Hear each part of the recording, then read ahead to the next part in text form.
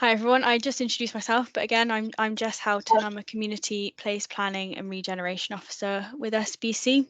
And tonight I'm going to talk to you about the end of the process. I know a lot of you are at the start just now, but this is how to register a local place plan once you're finished. So just go through these slides now.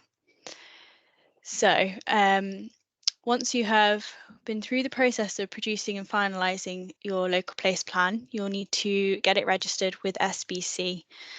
This simple diagram here on the screen just lays out a rough summary of the local place plan process and where the validation and registration stage sits within that. We're currently working on producing further resource documents to help support the local place plan process, including a guidance document that covers the process as a whole, and that will be available on the SBC website soon. So, local place plan submission. The community body that's preparing the plan may wish to arrange a pre-submission discussion to make sure that you're on the right tracks and the plan is ticking all the required boxes. This can be arranged by email to the local place plan team, and I'll provide an email address at the end of the presentation for you to note down. Once the community body is happy that it's finalised its local place plan, it can be submitted to the planning authority, which is us at SBC.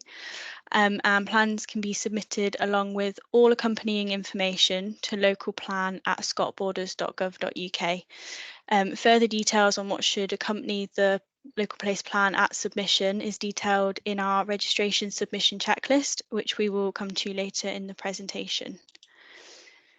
So in the planning circular, it states that a local place plan is only valid if it meets the requirements set out in legislation. So I'll just go through that quickly here. So the Town and Country Planning Local Place Plans 2021 regulations is what we will use when determining if the plan is valid or not. And if it's valid, then it's ready for registration. For the council to accept a local place plan as valid, the community body submitting the plan must be able to provide evidence showing that it's complied with these legal requirements on the screen here. This is also set out in our registration submission checklist. So if all the requirements have been satisfied, we must accept the local place plan and register it.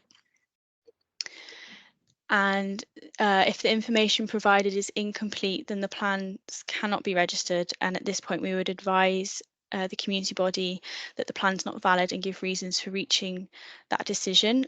So then the community body can rectify any issues and resubmit.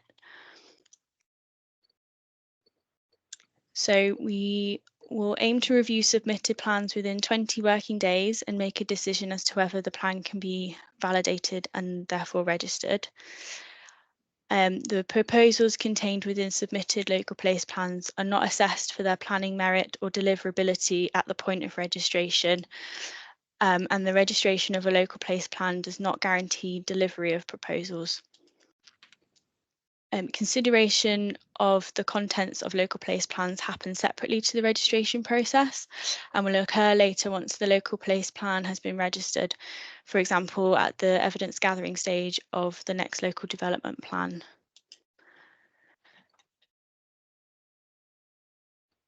So when validating local place plans, we'll be checking it meets the legal requirements as mentioned before. And we've created this registration submission checklist to help when submitting your plan for validation and registration, just to make sure it's meeting all the required criteria, as well as including all relevant supplementary information in the submission. This is currently in draft form and will be finalised shortly, upon which it will be available on request from SBC officers, but also online via our website. So the local place plan register is the responsibility of the planning authority to hold a register of registered of local place plans. Sorry, there are currently no local place plans registered in the Scottish Borders. However, once we have our first one, and subsequent ones after that, a hard copy will be available for inspection at Council HQ in Newtown St Boswells, as well as available online via the SBC website. We will also have a map showing registered local place plans and the boundaries that they cover, and that will be available on the SBC website as well. So how will registered local place plans be used? They will contribute towards shaping the local development plan, as planning authorities have to take into account any registered local place plans when preparing or amending a local development plan. So how local place plans and the local development plan work. So the Planning Act requires the planning authority to invite local communities to prepare a local place plan ahead of preparing a local development plan. Local place plans will be taken into consideration as part of the evidence gathering stage of the local development plan process. The date by which local place plans are to be prepared is yet to be set for our next local development plan, but a date will be set out in the development plan scheme for spring 2025. Community bodies can prepare local place plans at any time, including in advance of invitation to do so, but also after this.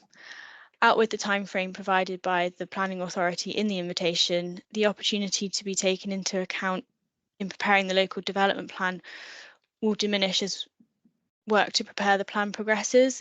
So as we move through the stages in this shown in this diagram here.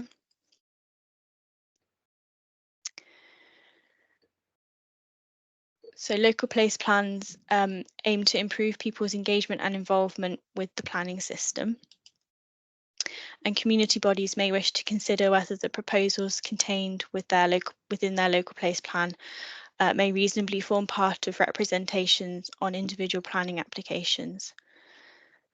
And local place plans are available via the register for the wider public to view and learn from. Finally, registered local place plans will only be removed from the register if the community body that prepared the plan requests that it's removed from the register, or the community body that prepared the plan submits a subsequent plan which the community body states is to replace or supersede the currently registered plan. So finally, I've just included here the local plan email address again, which is where local place plans should be submitted to, and you can also request a pre-submission discussion via this email address too. And there's some officer information on this slide too. So Jess Houghton, which is myself, I cover the Berwickshire, Teviot and Liddesdale areas, and then my colleague Sharon Rennick covers Eildon, Tweeddale and Hoyk. So you can direct any inquiries you have to the correct officers. So are there any questions?